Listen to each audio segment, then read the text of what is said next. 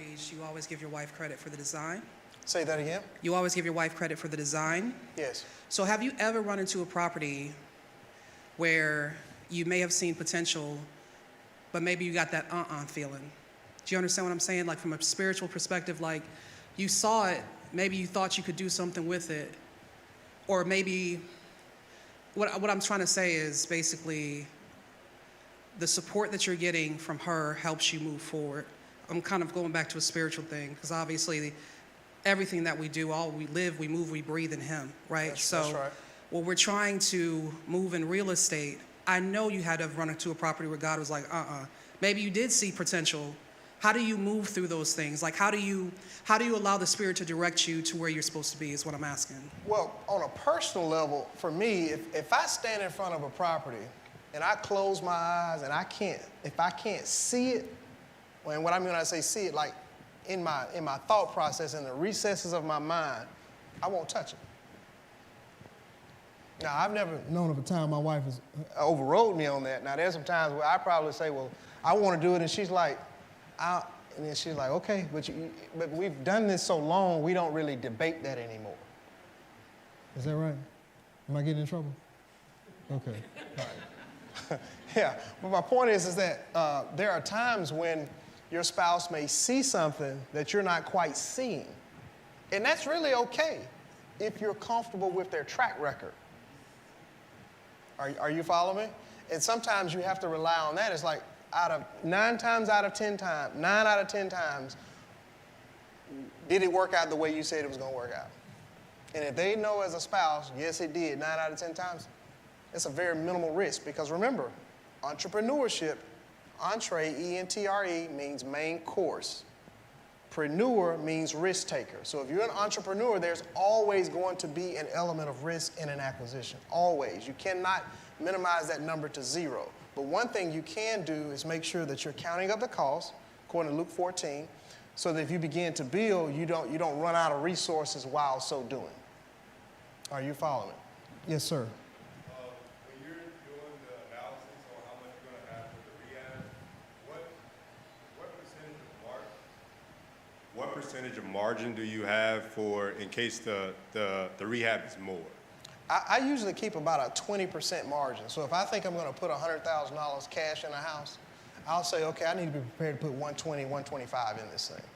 Because she'll start picking swatches and colors and paint schemes and tiles, and I'm like, I was not planning to pay that much for those finishes, but usually by that point, you're about 60% into the transaction. So it's okay. And so usually, just to answer your question, I try to keep about a 20 to 25% margin of rehab costs. Back to my illustration here. I know it's a little makeshift. Is this helping anyone? I'm just being very practical. I'm not trying to preach on you, so I'm not looking for this ebb and flow movement here, but just getting information to you. $5,000 on acquisition, and if I see in an area where houses are already selling for $200,000, I know I'm secure on a $100,000 investment because my margin is 100% of what I'm going to put in it. Are you following me? So in that, this number, to answer your question, Bowles, if it goes to 100, I'm okay. If it go to 110, I'm okay. If it goes to 120, I'm still okay. But the idea is that I would put 20% contingency on top of the rehab costs. And that's back to what I said about starting a business. Know out the gate, you should have at least 6 months of your lease payment, or 6 months of, if you're stepping away from a job, you have 6 months of salary saved up. You have some type of cushion between you and life. Are you following me? So in real estate, it's no different. So to be in the business at the scale that we're working towards, you have to keep a very strong cash reserve. Is this helping anybody? Is this making any sense? Very good. So you literally can have resources available to invest and to deploy cash when you're in a business model that you're scaling the model. Are you following it? You start out with $100,000 and you scale out that 200K column 100 times, that's $22 million. And you're not carrying and throwing the football. Yes. What would you say to folks who they may be able to build out that 6 months, right? But they still need to come up with the $95,000 for renovation. So after you purchase the property, let's say you have to make payments on it, or maybe you purchase it outright, but they still need that money for renovations. Could you talk through that process of Sure. alternative funding? Or Okay. different sources of funding to get that initial project off the ground? Right. Well, allow me to give you some personal experience. Everyone say personal experience. Now, this is a personal experience I'm about to share with you, but it's a personal example I'm going to share with you. And I don't think my wife minds me sharing this with you. But everyone's personal experience and everyone's personal example is not necessarily a perfect fit for your situation. So allow me to give that to you, okay? In 2001, we were living somewhere else, and actually, what was that? We were in Adamsville. 2001? Adamsville, right. And so I would get out and work out and jog, and so I was jogging up Flower Street where we live. I'm answering your question, I'm just circling the airport. I'll get here quick. And so I was jogging up the street, and I said, somebody need to do something with this house. And I just keep jogging. And then the next day I would come back and I'd jog past the house and it just had overgrown grass, so forth and so on. I said, somebody needs to do something with this house. And the third day I went by and I said, somebody needs to do something with this house. And when I got in my quiet time, everyone say quiet time. I was praying and the Holy Spirit said, you are the someone you're talking about doing something with that house. And I was like, huh? Because usually our culture is always, in some instances, if we're not careful, we're deferring responsibilities to someone else to do something in our neighborhoods where we live. And so the Spirit of God was correcting my thought process in that personal experience in my quiet time. So we ended up acquiring a house, renovating the house. We sold the house, made a decent profit on the house. And we started to consistently do that process, the VAR method, repetitively over and over. And from then until now, we still do it over and over with houses, with buildings and townhouses, condos, and everything else. Starting a business is like, what did you envision? Talk to me about that first. Before we talk about money, what it's going to cost, what we need, who we have to have, talk to me first about the vision. What's the vision? Because without vision, come on, class, people perish. And I'm not interested in perishing. I'm sure you're not interested in perishing. And you're not interested in owning something that while you own it, it is perishing under your ownership. Are you following me? So because of that, you have to take the position that you're going to use, and allow me to say this, and I know I'll get in trouble with some people, but allow me to also say this. I didn't start with this, but I will. Nothing that is said from this stage today is reflective of the opinions, the views, or the thought process of New Life Interfaith Ministries. We've been given a platform to share some things with you based on our personal experiences, things we've gone through. It's not necessarily to say that represents the ministry or the thought process of the ministry. I think some of the thoughts do run consistent, some of them may run inconsistent, but I did want to give you that brief disclaimer. Now, back to your question with my attempt to answer it. When we acquired that property, I had debt out of the roof. My credit was not that good. I was using money from American General Finance, which was over off of Porto Madrid. I could go over there and borrow like 20 grand, you know, and I know y'all don't know about having student loans, but I had student loans. I've been in law school. There's all kinds of things going on. And so, but I found a way. Everyone say found a way. I found a way to get to the money to do the rehab. And that's the same thing with you. If you have a vision that's strong enough, God will help you find the money to support his vision, if it's him. Because God is only obligated to support what he's called for. So if God gives you a vision or gives me a vision, listen to how I say this, don't stress over the provision. Lay hold to the vision, and the provision will be attracted to the vision. Are you following me? So I use credit cards. I'm not saying that's what you should do. I used lines of credit on property that we own. Not saying that's what you should do. I didn't go to anyone individually and borrow any money. But I use a combination of resources to get started in that business model. Now, here's the thing, and I'll say this to you too, and I'm not attempting to be self-serving, just hear my heart, not my words in what I'm about to say. But when I got to a place where I didn't need a bank, I don't use banks except for deposit checks and write checks and debit transactions. That's it. I haven't borrowed any money since I've been in my 30s, and I'm 52 right now. I'll be 53 next month in June. But my point is that when you get to a place after having paid high interest in loans, in debts, and struggling to make ends meet, and picking and choosing which bill you will pay versus the ones you won't pay. I know y'all don't know about that because y'all all rich. I get it. But you get to a place where you realize, I'm not interested in being in this financial predicament for the rest of my life. So out of that, we started to, invest money in a cycle. And that snowball cycle has just increased. And that's what's brought us to this point. Did I answer your question? Yes. When we did start on our very first home, we started where we were. So we Right. didn't take on a huge project. Right. I don't remember knocking down any walls. I don't remember tearing out anything too much. We just used, what they call it, sweat and elbow grease to make the property what we thought it should be because it was on our street that we were living on. Right. And so when God gave him the vision, he gave us the vision of that somebody is you, then that lit the fire in us. And with that, we heard him, and we didn't just say, okay, we know it's us, but we don't have the resources to do that. We went in and we did it. He was in there tearing up carpet, doing the floors himself. And so there wasn't a lot of contractors. It was a mess when I did the floor too. So it wasn't a lot of contractors. And so we did the painting by ourselves. We did all of that by ourselves. And the things that we had to handle professionally, we did handle those things professionally. And once we rehabbed that property and sold it to a very dear friend, we used that money to reinvest in another property. We didn't go buy a car, we didn't go buy a purse, we didn't go buy, just things. We took that money and we saw other properties in that exact same neighborhood that we lived in that was distressed or either foreclosed on. So we went around, and then we came up with a little signature of ours. It was, at that time, a copper mailbox top. Right. So when we finished renovating, we put the mailbox on and put the copper top on the mailbox, and people started identifying our properties based on that little signature piece. And then from there, we had people who were about to go in foreclosure or having a bad time renting, having a terrible renting experience, and they would just call us, hey, we saw this copper top on this mailbox and we knew it was you.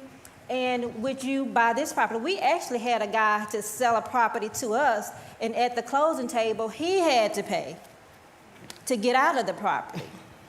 So that's how God will provide, Right. to keep the cost low. And from there, we just use the principles, and thank God for our church. Yes. Because the stuff that was coming out of pastor's mouth Yes.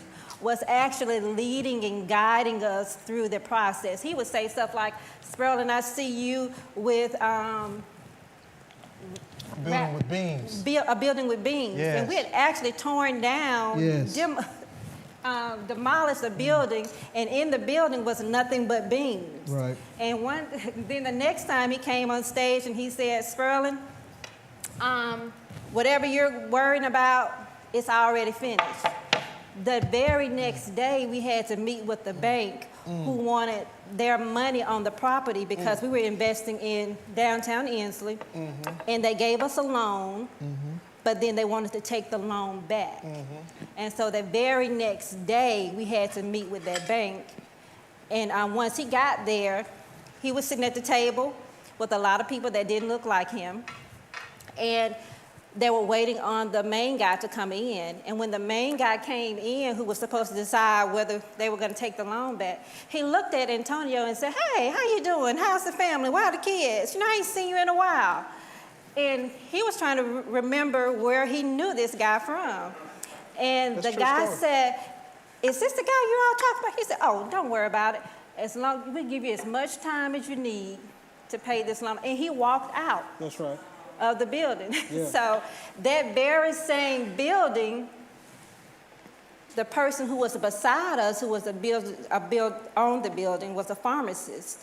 His brother just came to us and said, I want to buy that building from you. The same building that they were trying to take the loan, because I want to buy that building from you. And Antonio said, okay. And so he called Antonio with the number, and God had already placed the number in his head, and the man didn't come at the number. And he was like, no, I'm not going to do that. Now, we needed the money. So he hung up the phone, and he was like, what did I just do? And so the guy called him right back and said, hey, what do you want for it? I'll give you whatever you want for it. Now, who does that? Right.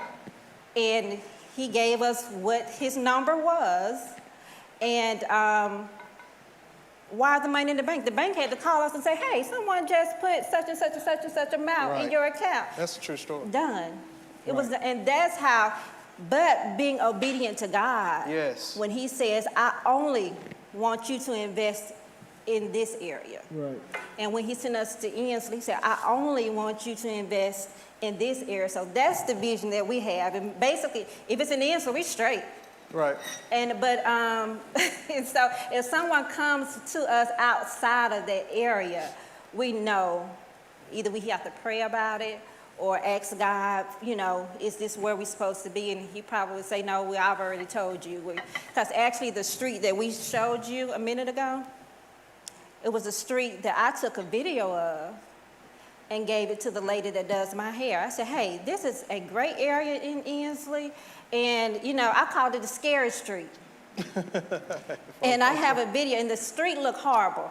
But it was just a main street that, I mean, it looked like a ghost town, like drug New Jack City. paraphernalia, gang signs, spray painted on the building. This is the exact same street that we're on now. And just to see the transformation of the area and the vision and the purpose of God.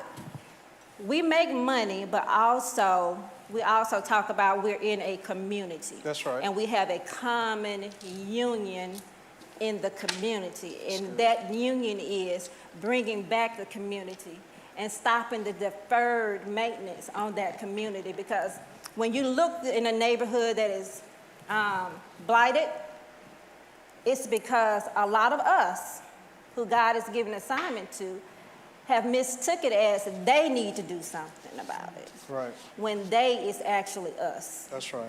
So, yeah. Very good, very good. Put your hands together, Ms. Pearl. That's wonderful. Does anyone have any questions so far? Comments? Questions, comments? Yes, sir. She's coming to you with the speaker. In the past, I have bought some real estate, FHA foreclosure, and VA through one dealer. She found it for me, and what I did, I mortgaged, did a second mortgage on my home to get the finances. Now, for us going through that again, that was probably maybe about 8 years ago when I did that. Is it for the VA and the FHA foreclosure, would you recommend that now for the interest rates and stuff is going through? You're saying a VA and FHA financing right now? Right, the Right. interest rates is there. Right. Interest rates right now are like a little over 7.5, 6 3/4. You know, with a very good credit score, that probably is 700 plus credit score, you probably get a loan somewhere around the low 6s, give or take a bit. FHA, just like VA lending, I'm assuming you're in the military. Right. And so they give military veterans certain rate reductions that the typical person can't get because it's the federal government loaning money to a military veteran. So those rates may even be lower than what you just mentioned. Now, I'm not as versed on that part of how the VA lends, whether it's 5-year terms, 10-year terms, whether it's balloons, whether they're fixed or they're adjustable rate mortgages. So you probably call them and ask them about it. But I think it's something for you to consider. Well, back then, I got like 3.5%. Right. Well, you're doing great. You can get them at 3.5%. Yeah, you're doing extremely That was good. back then now. That's what Right. I'm trying to consider now. So do Right. you still own that property? No, I just You, flipped them. okay, Oh, you you flipped it. resold it. Okay, so you're saying if you wanted to invest in another property for through us. a VA? For us now, how is it looking for us buying, going through FHA or VA foreclosures? I think it's very viable.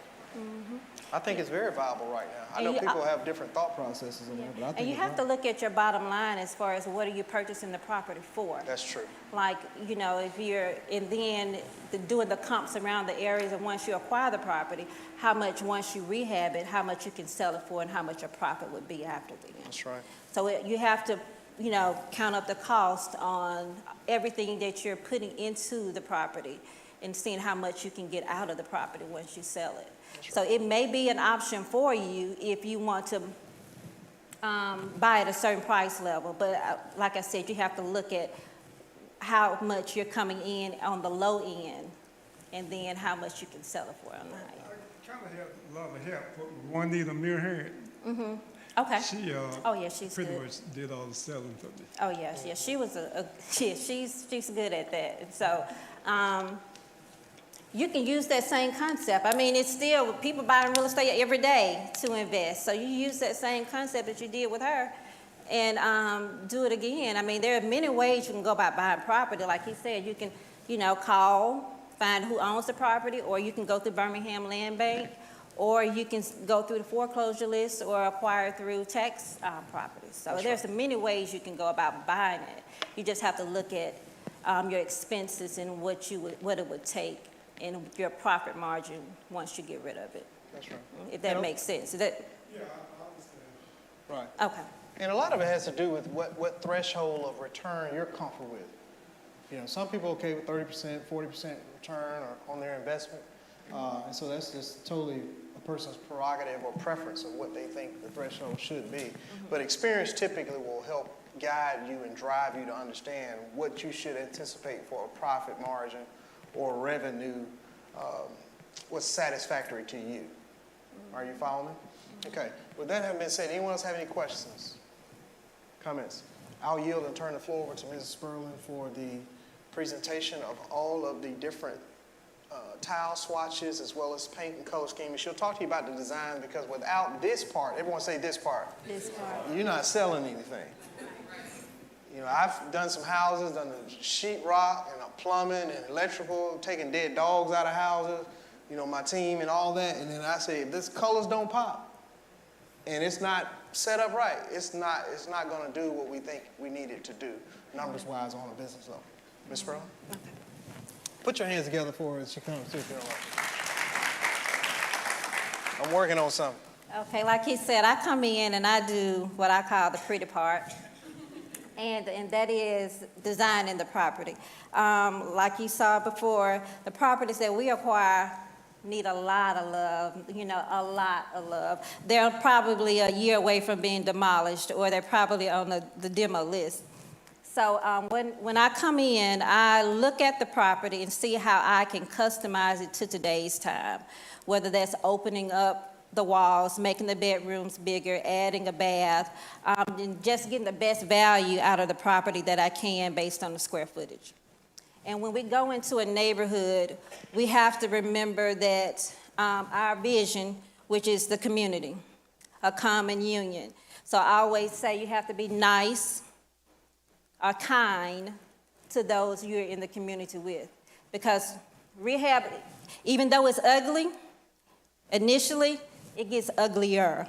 That's the word. So I always tell Antonio and those people working with us to be kind as far as going into a neighborhood, especially if you have a neighbor next door to you. And what we found is when we do go into a neighborhood, they automatically come out of their house fixing up their yards, adding paint. We had one lady who we were fixing up a house on 8th Court, and she was like, well, let me know when you get ready to sell it, because I'm going to paint this side of my house, just this side where you can see your house. I want to paint that side. So, and one thing about preserving a home is even the house that you're in, your house that you live in is an investment. And so you have to know that after so long, you're going to need a roof. After so long, you're going to need new windows. After so long, you're going to have to paint.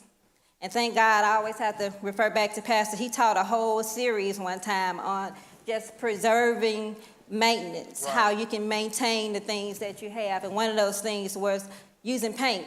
Paint preserves your home. And so once it starts peeling, the elements can get into your house. And so that's how a lot of houses that we buy look the way they are, because the people who purchased them didn't do the maintenance on them, whether it was not making sure that it was taken care of through trust. And they left it for somebody to fight over, and they just got tired of fighting and just left it there. And so this is not just paint swatches and tile and wood. It's actually the biggest part of your investment, and making sure that either you're keeping your house preserved for the next person to come on, because another one of our mottos is leave it better than what you found it. Right. And so if I'm going to purchase a home, the house that I'm in, I know that I have children. And so when I'm no longer here, I still want to leave my investment better than what it was when I found it. So this is where this comes into play. So what I do basically is, I used to use a lot of magazines just to see what the updated stuff is. And then by me being an agent, I go into houses and I can see new builds and see what are the builders today doing? What do their houses look, what do their kitchens look like? Because, you know, kitchens and baths sell houses, right? So I go look at the bathroom and I go look at the kitchen, and then I look at their paint colors. What's the neutral paint color that can grab buyers' attention? And so that's why I come up with my design. And it doesn't really take a long time, because once you start, you can kind of go from, I start in the kitchen. So once I start in the kitchen, it just kind of flows through the other parts of the house as far as the color schemes are going to go. And then when I first get into the property, I come in and I say this wall needs to go, and we can fit a bathroom here. And in the primary room, we need to make a larger closet. And then I leave. And then I let them do their work, because all the hidden costs as far as electrical, those are important things. Electrical, plumbing, roof, HVAC, I let them handle and do what they do, and then I come back in, and then I make sure that it looks pretty, and that once a buyer comes in, it can catch their eye, and it can catch their eye, and they're interested in the property. And we're on a good track record as far as, you know, making sure that, you know, it's pleasing to the eye. And that's my biggest thing. These here, the best thing about the houses that we have as being in the community and just redeveloping, the floors that they made in the 40s and 50s are the best floors. Right. So we barely have to come in and redo unless we want to. We get it sanded and redone, and they look like brand new floors. And so I just come in with like the backsplash, and we don't have it on here, but when we first started, Antonio likes landscaping, so he would go all out on landscaping. And what we realized is that was his own personal choice. But once a buyer comes in, because we're still in the community, we'll pass by and say, they're not keeping up their yard like, you know, we thought that they would. So on those areas, we say keep it simple. Keep it simple where someone can come in and they can add their own touches. If they do like the rocks, or if they do like the dogwood trees, they can come in and add that. But we want a nice, fresh palette for someone to, it'll automatically appeal to them without the extras. And once you're picking, like I said, when our first property, we didn't do a whole lot. We just made sure that it was clean, that the plumbing was good, that the power was good, that the floors were redone, and we did simple touches as far as making it updated to appeal to the buyer. And so I get joy out of just coming in with all of my stuff, and I can just spend money and make a profit. Make a profit off of it. Good. So that's what I enjoy doing. But It's pretty much simple, and now if you need any help, they do have artificial intelligence that I use on different properties where I can go in and put the picture of the kitchen, and AI will generate a classic kitchen, a modern kitchen, a contemporary kitchen. It'll do it all for you, and then you can just go in and buy the aesthetics as far as what you think a buyer would use. And I think that's about it. Very good. Does anyone have any Do you have any questions? Put your hands questions?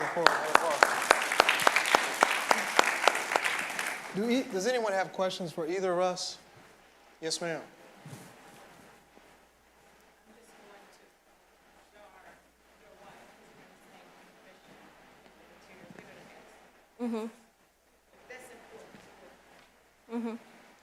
And you can see from some of these photographs, if I could get you to kind of scroll through a few of those photographs, like go back to that kitchen, Dane.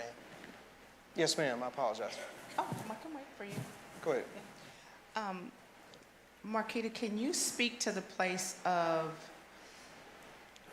you have beautiful materials there, ones that will yield a return, right? Can you speak to the place of the beginning place where you just spoke about, and the expectation of if you use linoleum versus tile, but then you're the owner and you want more for the house because you feel like it's worth more, but then you didn't put these items, the ones that yield a return. Can you speak a little bit on the materials, the choice materials, and what type of value they bring when you decide to use them and add them?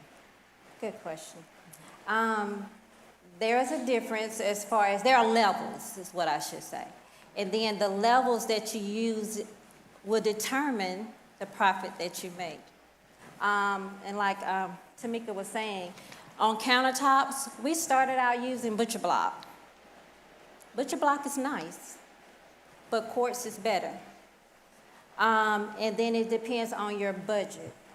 So you can still get the value out of putting a butcher block countertop on your counters, and it still looks nice and it'll still catch the buyer's eye, but you have to know your design, and then keeping it simple as well as, because sometimes you can sell a house without even staging it if it's done right. And so you just have to know what brings you value, but you don't want to overprice yourself at the market as well. So you have to look at your numbers first as far as, okay, I bought this house for $5,000. I'm putting $95,000 in it. What is out there that's selling $225,000? And if there's something out there that's selling $225,000, okay, you can do a quartz, because the expectations of a person that's coming in the development that we serve, if they're paying $225,000, they're going to expect quartz, and they're going to expect hardwoods. And so you have to look at that as far as where you are. Because if you're somewhere else in another zip code or another area where houses are selling maybe $150,000, $160,000 price range, you can probably get away with a fancy linoleum floor or engineered floor or a linoleum countertop, or I'm trying to think of a hard surface countertop instead of a quartz. And then you can also get away with the butcher block. So you have to look at your price point, your budget, and what you resell in the area that you're in. That's the answer? Okay. And then I also check with him because he does the numbers.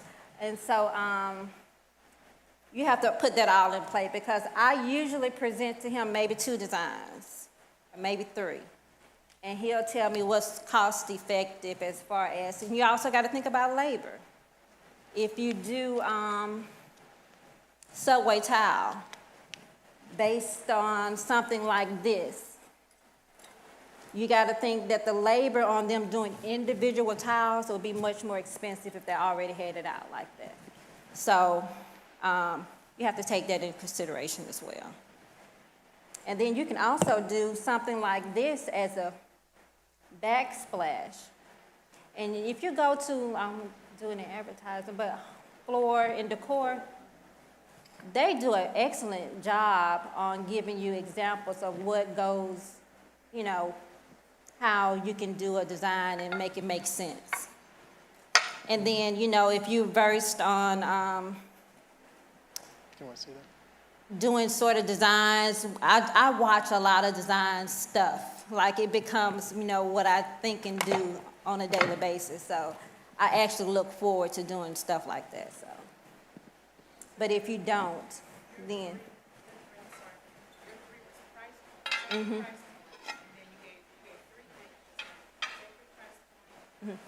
Check your price point, check your market, and then your budget, I think it was, yeah. So if your budget can do it, but you don't, like I said, even if your budget is, if you don't have a budget, you still have to check on how much I can get out of this once I put all of this expensive stuff in there. And just seeing, you know, that way, yeah. I have a question about, you can talk about staging homes. And so I do have a question about how you've gone to identify, does this house need staging? And then if that's yes, then how much you should budget for staging a home and kind of what the process of that is like. Okay, with staging, some houses don't need staging. Actually, most of the houses that we do really don't need staging, but it adds a touch. It adds a touch to the property that when someone comes in, you know, it gives them some type of idea and it makes them feel almost welcomed when they come into a property to purchase it. And so that's another level that you can add on to the property to just kind of make it pleasing to the eye. Now, when we first started, I used to do cute hand towels in the bathroom, hand towels in the kitchen, maybe a flower, something just to greet the buyer, to catch their eye once they come in. And even the little stuff that I did put in then, when we sold it, they wanted that. Right. So, you know, it helps sell the house. So any added touches you can do just makes the house feel loved, even though you just came in and rehabbed it. Yeah. Any other questions, comments? Yes, ma'am. I wanted to ask, did you take any type of classes related to design, or did God give it to you? How did you learn what would work? How did you learn what would work versus What what's not going to work? You know, did you fail at any of it with your design, or? I can't say I have, but I do say I enjoy it. Okay. And it's something that I love. It's a God gift. Okay. I'm going to give God the credit. Thank you, Lord. But I have an eye for that. And so I just use what I like and add it to our properties. Because a lot of stuff that you see that I stage with, I have in my home. So, and I watch a lot of designing videos. I've taken a staging class. And so it kind of helps, you know, as much as you research and do, you kind of get an eye for it. If you're not used to picking out, decorating, I know a lot of people say, I'm not good at decorating. That's because you hadn't focused on it enough. Once you get in it and do it, like with me, it becomes now, even he does. So you can catch on. And then, like I said, if you're going to flip properties, it's good that you just walk through other houses. Yeah. You go through other flips. You watch videos on houses. You watch, and then the more you feel like this is, okay, I'm liking this, I can do, then you take another step and you take a staging class. And then it tells you how to layer if that's what you want to do. So now when we do a property, I go in and I do all the bedrooms and the living room and all of that, but it's not necessary, but we do it. Mm-hmm.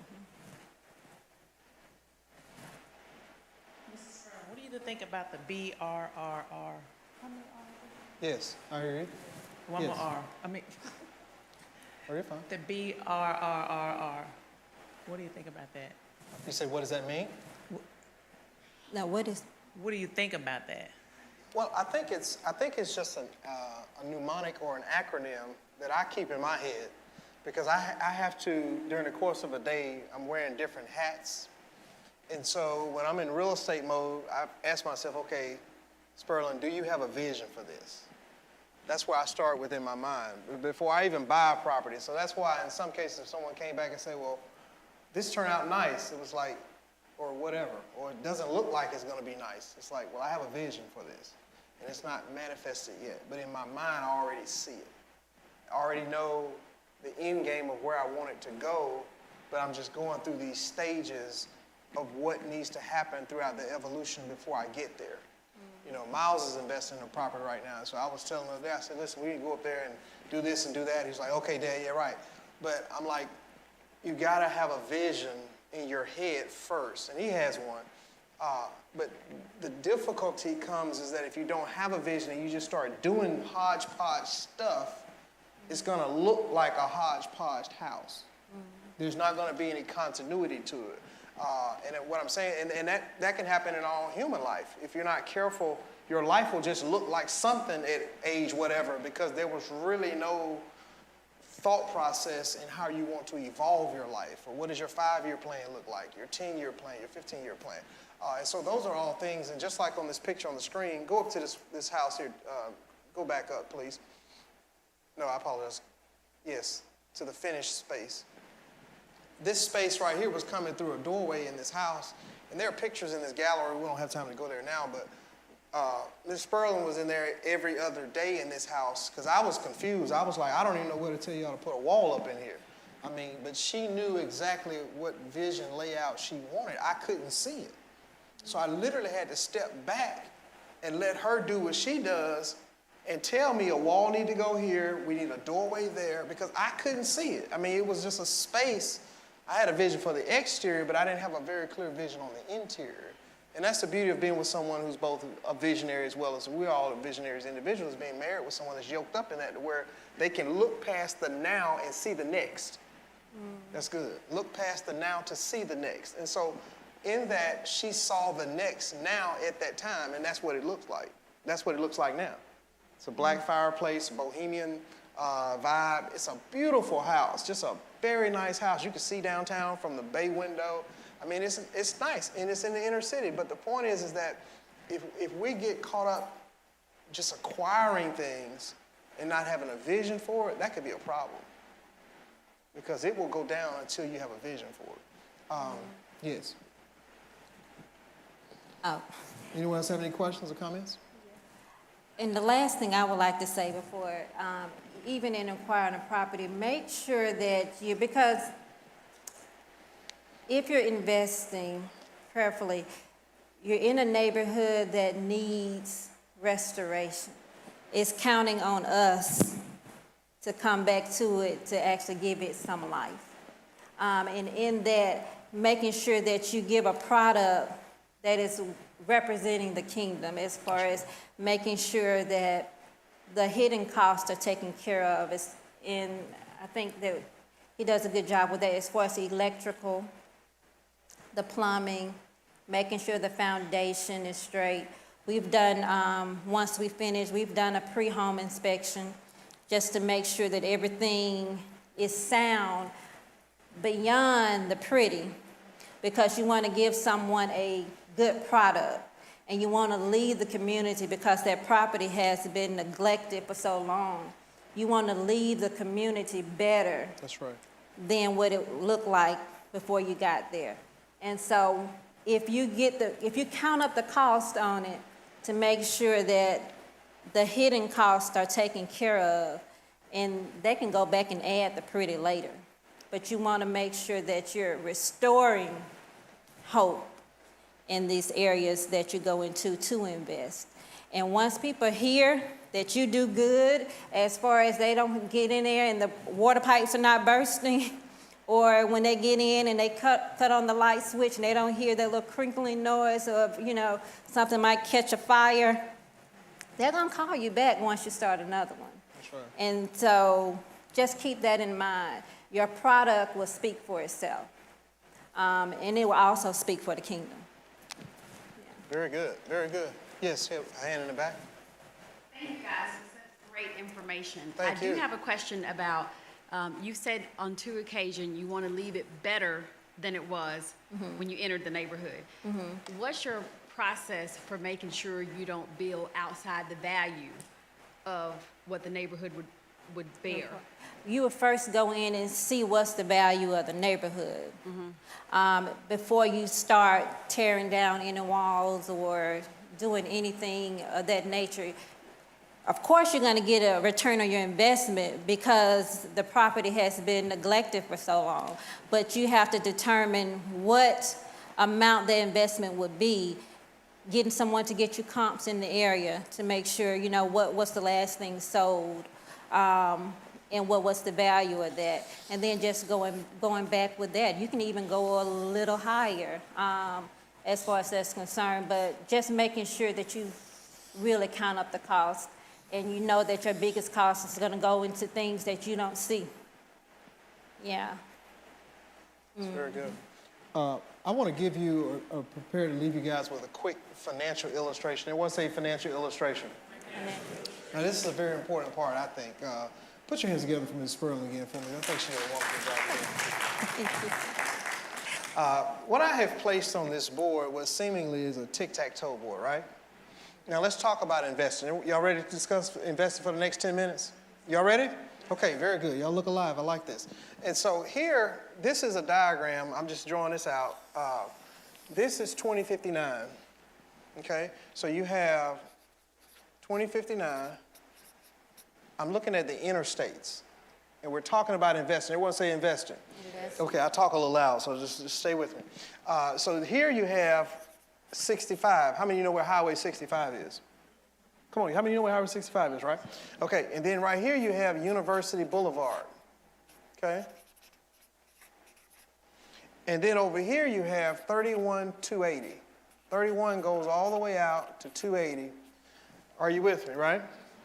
Everyone know where we are now, right? Okay, so 2059, and I'm going to show an illustration for Bessemer in just a minute, but bear with me. I'm going to show you downtown Birmingham for just a minute. Birmingham has been known to have prime real estate where? Downtown, right? Downtown is in a box. And when I say in a box, it's within 4 interstates. 4 interstates encapsulate what we know to be downtown Birmingham. So let's call downtown prime real estate. Is everyone with me so far? All right.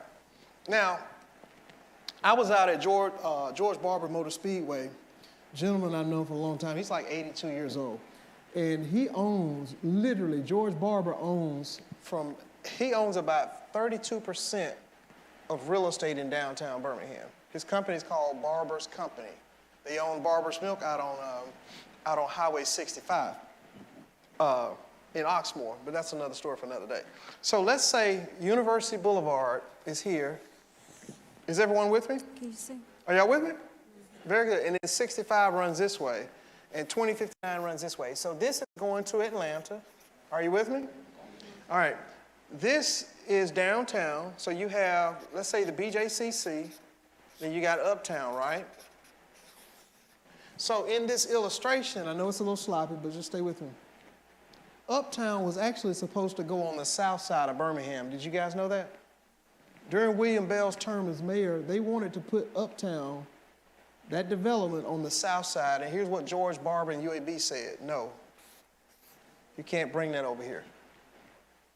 And then they went over here and said, okay, well, we're going to put a ballpark called, Regent Stadium. You know where that is? That's right where 65, you get on the on-ramp at 65, and you go 65, and you can get right on 20 going towards Tuscaloosa. All right, is everyone with me? All right, so this is Regents Park. This is the south side of Birmingham. You got more expensive real estate here. You have 31 that goes all the way out to 280. You got the Summit way out here. Just giving you some locations, markers for now.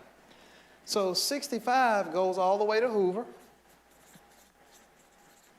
This is Trussville, right? Trussville, Fultondale are up here on 65. Over there on 60. Is everyone with me? Okay, now, everyone say $1 million. Let's say you had $1 million cash or $1 million that you can finance through debt or whatever way you can get your hands on a legitimate $1 million. And so if you had $1 million and you wanted to buy, let's say your goal was to buy 10 properties, where would your $1 million get you the most bang for the buck with just acquisition costs? Say again? You say Fultondale. So we got one vote for Fultondale, right? How many think that, okay, so in Fultondale, if you bought a building in Fultondale, we're looking at economics right now. Thank you, yep, take that. If you bought a building in Fultondale, your $1 million would probably get you a decent size, decent square feet building in Fultondale, right? Or a house. But if you took that same $1 million and you took that $1 million on 280 to buy a building, how much building you get on 280? Somebody said not much. If you took that same $1 million and you went to Mountain Brook to buy a building, how many square feet you get in Mountain Brook? You see what's happening to your money? So the value of your money is diminishing based on location. We're talking about financials right here, right? So you take that same $1 million and you go to Homewood. How much building are you going to buy in Homewood with $1 million? My wife and I was just at a friend's house. Listen, their house is $2 million, and he barely can get his car in the garage. And we were laughing at dinner. I said, man, this is, well, whatever. All right, so $1 million over here in Avondale. How much building you get or house you get in Avondale? You see how it's fluctuating? Now, you take that same $1 million and you put it in Woodlawn. You're on this 31 corridor, right? And you got $1 million, but you're trying to make the biggest bang for the biggest buck with this million, right? I'm gonna show you how we're oversighting things in our own community, but let's go. So this same $1 million, if you bought a building on the south side, are you getting much? No. So with this $1 million, we've already talked about this side of the town. So let's come over on this side of 65 of the interstate. So let's say you work at UAB. And we have two nurses that are actually, what's it, VRBO up at the condos? Yeah. So two nurses from Texas are going to be moving into some properties we have through VRBO. They work in downtown, but they were checking rates for a 2-month stay on 65, not knowing that was what they were doing. But they were also comparing rates over here on this side of 31,280. Now they're coming to work at UAB. It's 5.1 miles from Inslee to UAB, just like it's 5.1 miles from Mountain Brook to UAB. Stay with me. So we were able to do business over here in this corridor. So back to your $1 million. Would $1 million buy a lot of property in West End? Yes, it will. You see where I'm going with that? Will $1 million buy a lot of property over there by Illerton Village? Yes, it will. Will $1 million buy you property over there by, where is that McDonald's over there off of Lom Avenue? Which one is it? The Heritage? You follow where I'm going with that? That $1 million, you can get more value, but it's still the same $1 million. Do you understand what I'm showing you? Okay, so in this illustration, what I'm wishing to bear out to you is that in locale, and it's been this way and it will always be this way, unfortunately, but fortunately in some aspects, and I'll tell you the fortunate part before I tell you the unfortunate. Where 65 is here, 65 north, and Fultondale is here, and Hoover is here. When you get right here at Regents Park and you get on 65 and you come one exit, your first exit is Arkadelphia, right? You know where Arkadelphia is? That's essentially Inslee.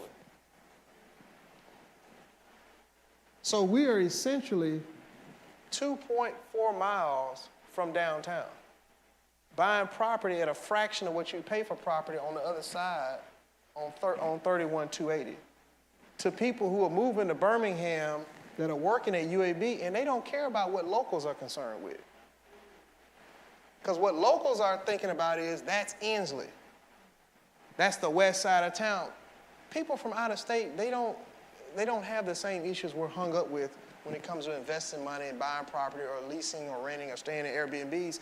And the same is true when you go out of state to stay somewhere. You don't really know if you're in the hood or not until you see a nice area where you're laying your head. But my point is, over here, $1 million goes a long way in an Inslee, just like it would go a long way in West End. But that same $1 million in this first illustration I showed you, you just can't buy much with it. You can't buy much. So my point is, because we have younger children, my wife and I, we're making sure that we're preparing some long-term financial planning, not only for us, but for our children. So as the values increase, the property values increase, our net worth continues to increase. And then the value of the real estate that we're buying is increasing as we're raising the elevation of the property values in those neighborhoods. Because really, and we didn't sell this property, but one of our friends sold a house in Inslee off of Bush Boulevard for $375,000. It was amazing, but it was a beautiful house. So I just thought to kind of share that illustration with you guys. Do y'all have any questions or comments? We have about 3 or 4 minutes and we'll be done here. Yes, ma'am. Speaking to this space, you said so eloquently that we must have a vision. Yes. Right? And Vision is very important. knowing, yes, very important. So in that vision, based off of what you just brought out, and correct me if I'm wrong, it's very important. Is it very important, because it's not my conference, or my situation, very important to know your who. You are, in your vision, who your buyer is, or who your consumer, who that customer is. Because like you said, you have, what you guys are doing right now, you're focusing on, or you're getting individuals that don't live here, right? So I think it's very important before we start spending the $1 million to know who are we targeting.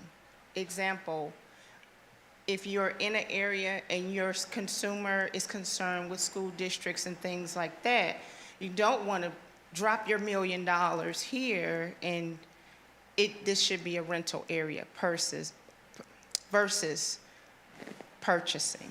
So I think that's important too. I've ran into a lot of investors that put the money in the wrong space because they didn't have the vision you spoke about, but they're soliciting to the customer that is, I love your home and it's beautiful, but I need the school district. Right.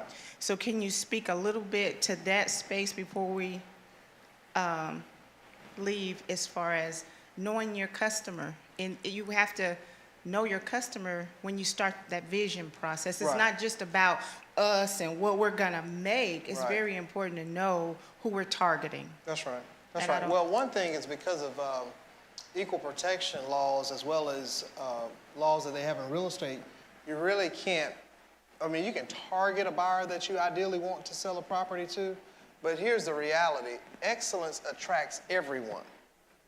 So the goal is not, in my mind, when we're doing properties, we're not trying to attract a certain demographic or race or people or culture. We're really not, because the law doesn't really support the theory in that. But what I'm saying is that if what we put out is excellent, if the tile is excellent, if the paint job is excellent, if the house has got new plumbing, if it's got new electrical, people that are respectfully married, single, black, white, heterosexual, homosexual, they're gonna like that because it's nice, it's new, and it's a great product. So the bigger goal in my mind is, can we make it excellent? Is the vision excellent? Is what we're thinking, are we thinking on a level of excellence? And we're serving a ministry of excellence. And so what we want to produce from the ministry, just like in our own personal lives and our own entrepreneurial enterprises, we want to produce excellence because excellence is attractive to everybody.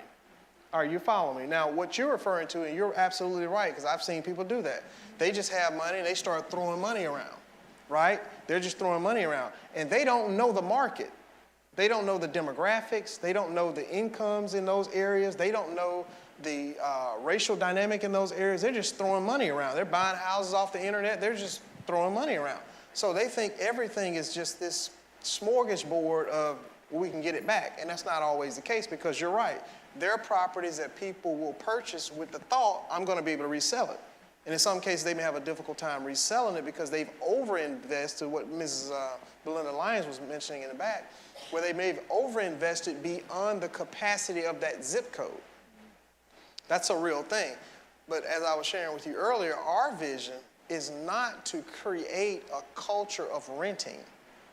Our vision is to create a culture of home ownership, which is acquisition. Once we acquire it, the R that we didn't get to in much detail is resale. We want to resell that property to someone who's going to live in that property. We have over probably $1 million, I think last time I checked my account, we have nearly $2 million in real estate that we just renovated, we hadn't sold. And we don't even have it on the market to sell. We're under no pressure to sell it. It doesn't have any debt on it. It's paid for. It's fully furnished. I mean, it's beautiful. We can wait till rates do whatever we want it to do. So, but we're not pressed to rent it, to have it deteriorated, to take it back over, to go back and upgrade it again. Whether it was in Homewood or Vestavia or Mountain Brook, that's not what we're assigned to do. That's not our assignment. So we don't rent properties in that sense as far as long-term rental. Short-term stuff, we'll do that, just knock around with, yeah. And I also would like to say too, we have to get to the state where we determine the market. That's right. As far as being investors. And you will have someone tell you, this is prime location. Why? Because they've invested in the area. Right. And they want you to come to the area and reinvest and help them. And so we have bought into that. Okay, well, if we want anything nice, we got to go over here. When God says, and he gives us a vision, he says, what you've done to the least of those, right, you've also done unto me. So God has his people in mind when he says, this community has been blighted long enough. And it's not the government's responsibility to go into these communities, correct, and make it what it should be. Correct. It's our responsibility to do that. That's right. So we are the they, and we determine the market. That's right. And so we decide what value the market would be based on the vision that God gave us. And so we're able to not only make a profit in this area, but we're able to leave this area better than what it was when we got there. Right.